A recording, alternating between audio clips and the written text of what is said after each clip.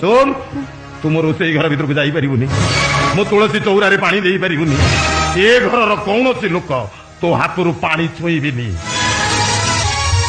ହଁ ଶୁଣ, ଆସନ୍ତାକାଲି ଆକାଶର ବାହାଘରର ବର ନିମନ୍ତ୍ରଣ ଦେବା ପାଇଁ ଅକ୍ରୁର ମିଶ୍ରଙ୍କ ଘରୁ ପୁରୋହିତ ଶଙ୍ଖୁଆ ବାରିକ ଆସିବେ। ସେ ପର୍ଯ୍ୟନ୍ତ ତୁ ତୋ ପାଇଁ ଉଦ୍ଦିଷ୍ଟ କୋଠରୀ ଭିତରେ ଲୁଚି ରହିବୁ। ସେ ପର୍ଯ୍ୟନ୍ତ ସେ ବର ନିମନ୍ତ୍ରଣ ଦେଇ ଏ ଘରୁ ଫେରି ନ ଯାଇଛନ୍ତି। ଆଉ ସବୁ ପରେ ମନେ ରଖିବୁ, ତୁ ଖ୍ରୀଷ୍ଟିଆନ, ଆମେ ସବୁ ହିନ୍ଦୁ। ବିଦେଶୀ